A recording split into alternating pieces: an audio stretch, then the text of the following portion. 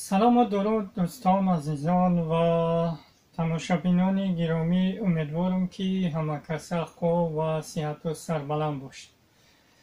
من میخواستم امروز یک موضوع مونم با نام از اسرافکاری تا سلفی و همه ما و شما خوب شاهد حال هستیم که در تاجیکستان عزیزمون همه ساله جشن نوروز، یعنی که جشن ملی تاجیکان را همه ساله جشن میگیرن و همه ما و شما خوب دیدیم چی در شبکه‌های اینترنتی و تلویزیونی رحمانوف چی کار کرد و دائم رحمانوف تنقید میکند به مردم و توصیه میدهد که شما چیکار کنید در همون معرکه های خود یا که در همون توی باشد یا خیر خدایی که مثلا ما مردم میدیم و رحمانوف میگه که مصرف کاری کنید، یعنی اسراف کاری نکنید، یعنی مصرف کنید که تا فردا شما گشنه نمونید.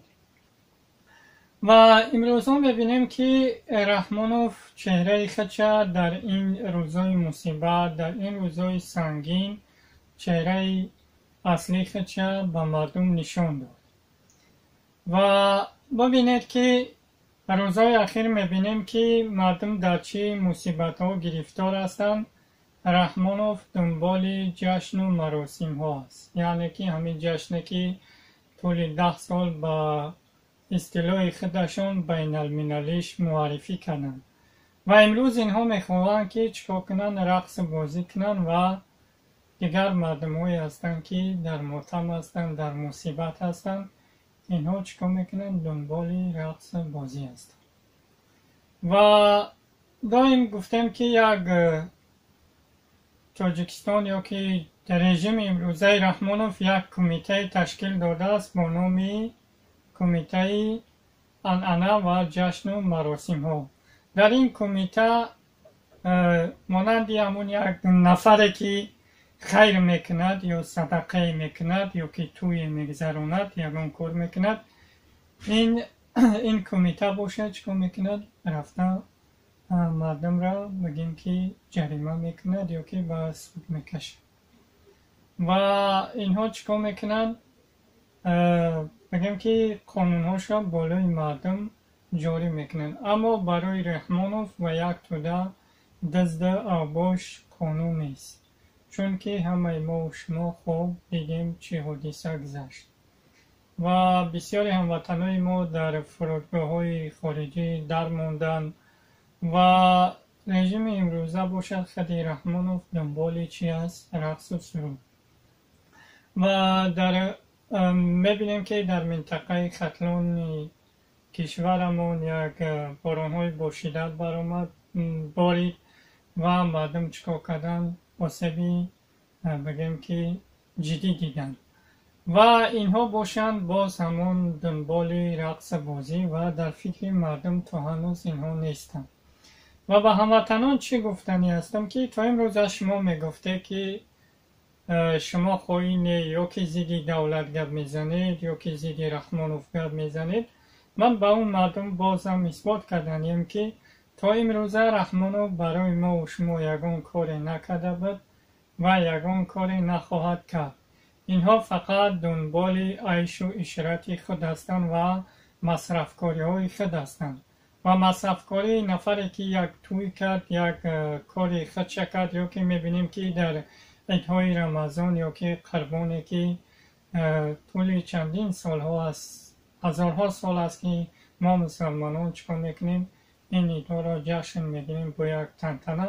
حتی ما را از این ایدها چکار کردن؟ روز تا روز محروم کردن و دسترخوان ما و شما را اینها چین میکنن و برای جشن هایی که خودشو تشکیل کردن برای اینها ممنوع نیست. یعنی که قانون هایی که در کمیته تنظیم عنعنه نصب شده است در آنها برای اینها قانون چی است؟ دخل ناپذیر است. و ببینید که در این نوروزی، در این جشن که رحمانوف رقص بازی کرد در ولایت سوق، در اینجا یک چیزی عجایب باورش من مشاهده کردم. این چیز چی بود؟ همون سلیوت های بدن که نرخ های به نهایت گران دارن. دیروز میخواستم که یک نرخ همون سلیوت نگاه کنم. نرخ سلیوت در جمهوری فدراسیون روسیه زیاده از 4000 روبل روسی بالا است. یعنی که اگر با پول سامانی ما بر بگردونیم 500-600 سامون چی است؟ این پول است که مصرف شدگی در یک سلیوت. و اینها هزارها چکار کردن این سلیوت را در یک فضا بگیم که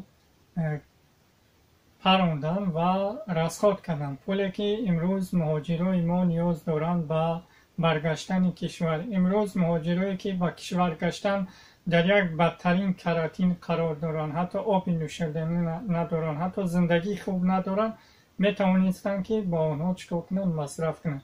و امروز میبینیم که زنها یک قش مردم آسیب‌دیده برآمدن اعتراض دارند و میشد که میلیون ها سامانی یا دلار یا روبل چکار میکرده؟ مصرف میکرده بر مردم آسیب‌دیده. و تا امروز این رژیم خودکامه رحمانوف خدمت به مردم نکرده بود و در آینده هم نخواهد کرد، چون که اینهایی که در شبکه‌های تلویزیونی خود رژیم رحمانوف میبینیم اینها همش ساخته‌کاری هستند. پس امروز چرا که در شبکه‌های تلویزیونی دولتی با نام دولتی مردمی که باشند درد مردم ببینیم که در فرودگاه ها مردم چه حال دارن، در جامعه جهان چه مصیبت ها بالای مردم اومده ایساست. چرا اینها را چکار نمیکنن؟ نشر نمیکنن، فقط تعریف و توصیف یک رحمانوفی دیکتاتور میکنن.